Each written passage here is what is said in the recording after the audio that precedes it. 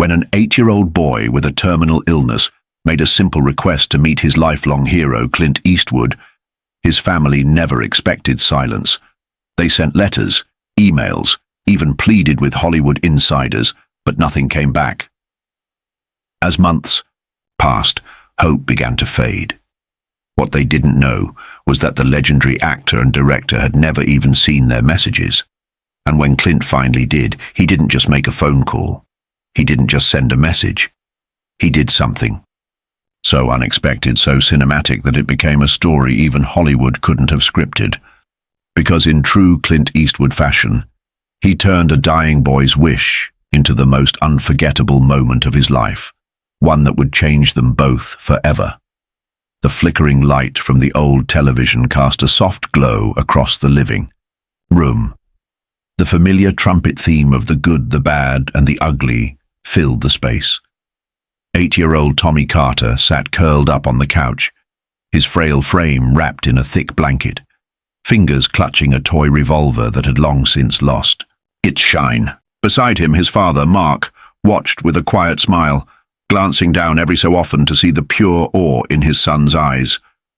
It was their ritual, weekend Western marathons. Just the two of them, escaping into a world of dusty saloons, high noon, showdowns, and men who never backed down from a fight. Tommy loved it.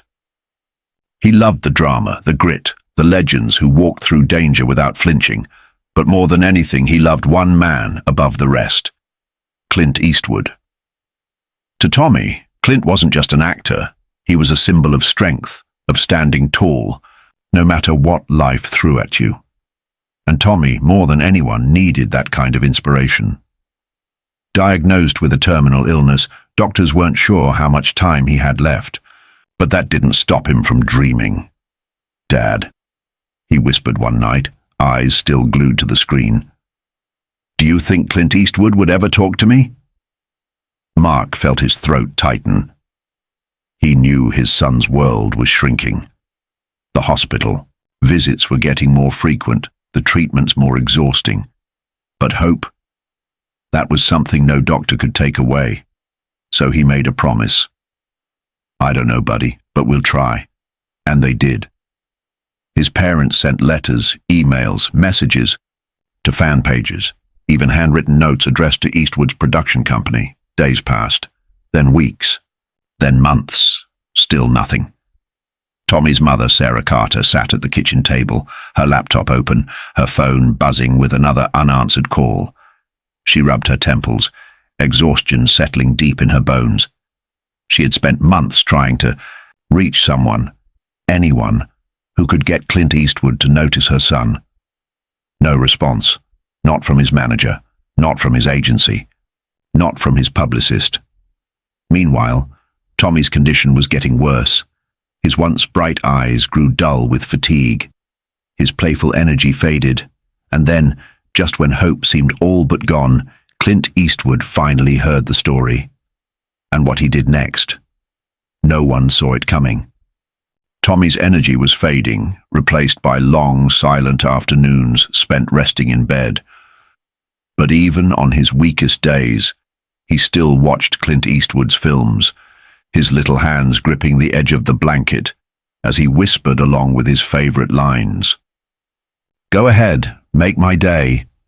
Sarah couldn't stand it. Her son was slipping away, and the one thing he wanted, a simple meeting with his hero, felt impossible. So she tried something new. She reached out to every Clint Eastwood fan club she could find. She messaged journalists, producers, even Hollywood insiders who might have connections. She shared Tommy's story online, hoping someone, anyone, would listen. And finally, someone did. A local news station picked up the story, running a heartfelt segment titled "A Dying Boy's Final Wish. Will Hollywood Listen?" The clip showed Tommy, frail but smiling, talking about his dream. He didn't want a fancy trip to Disneyland. He didn't want a pile of gifts. He just wanted to sit down with Clint Eastwood and talk about the movies that made him fall in love with storytelling. And then the internet took over. Viewers shared the story, tagging celebrities, influencers, and people connected to the film industry. The message was clear. Someone get this kid his wish before it's too late. But from Clint Eastwood? Silence. At least that's what the world thought, because what no one knew was that Clint hadn't seen the story yet. The letters, the messages, the video, they had never even reached him. And by the time he finally did see it, it would be too late to ignore. The hospital room was dimly lit, the quiet hum of medical equipment filling the air. Tommy lay propped up against a stack of pillows, his small frame swallowed by an oversized blanket. His breathing was slower now, more labored, but his eyes, they were still bright, still filled with the same fire that had kept him going all this time. His older sister Emily stood at the foot of the bed, gripping her phone so tightly her knuckles turned white. She had watched her parents beg, plead, exhaust every option, and for what? Silence. She wasn't going to sit back and wait any longer. "Tommy," she said softly, trying to steady her voice. "I want to make a video. Just you. Just your words. Tell the world why this matters." Tommy blinked up at her, his face pale but determined. He nodded. Emily hit record. The camera focused on Tommy's frail body, his small hands clutching the blanket. But his voice, it was strong. "My name is Tommy Carter," he began, looking straight into the lens. "I'm 8 years old, and I have something called stage 4 neuroblastoma. That means I don't have a lot of time left." Emily bit her lip, fighting back tears. "My favorite movies are westerns," Tommy continued. "I love them because the heroes never give up. Even when the bad guys are bigger, stronger, or faster, they still fight. And no one does that better than Clint Eastwood." He coughed, his body shaking. Emily instinctively reached out, but Tommy held up a hand. He wasn't finished. "Mr. Eastwood," he said, his voice steady. "If you see this, I don't want money. I don't want presents. I just want to talk to you before I can't anymore." Emily stopped recording. For a moment there was silence. Then Tommy let out a breath, giving her a small, tired smile. "Think it'll work?" Emily wiped her eyes. "It has to." She uploaded the video, tagging every celebrity, influencer, and news outlet she could think of, and then the internet erupted. Within hours, the video had millions of views. Hashtags like "Clint Call Tommy" and "Make Tommy's Day" began trending. Celebrities shared the post, urging Clint to see it. Still, nothing from Clint Eastwood. The media storm hit like a wildfire in a dry desert. News anchors played Tommy's video on repeat, his soft, hopeful voice echoing in living rooms across the country. Talk show hosts discussed it. Radio stations debated it.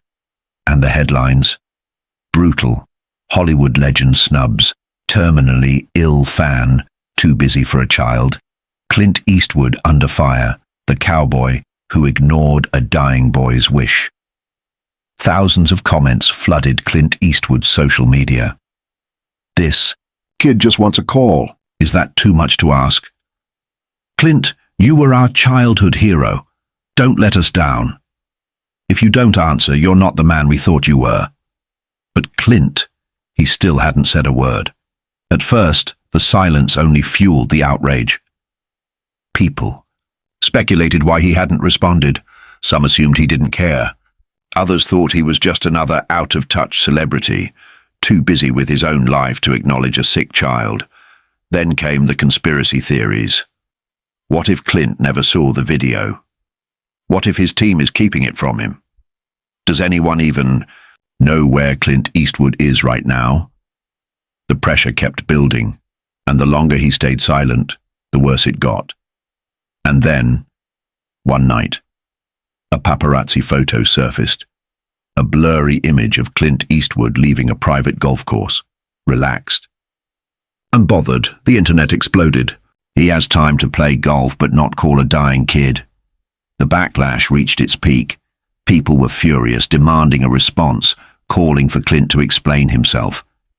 But what no one realized was that Clint hadn't ignored Tommy at all. He hadn't even seen the video. Not yet. But once he did, everything would change. The sun was beginning to set over Carmel by the sea when Clint Eastwood set down his golf club and wiped his brow. It had been a quiet afternoon, just the way he liked it. No cameras, no crowds, just the open course and the steady rhythm of the game.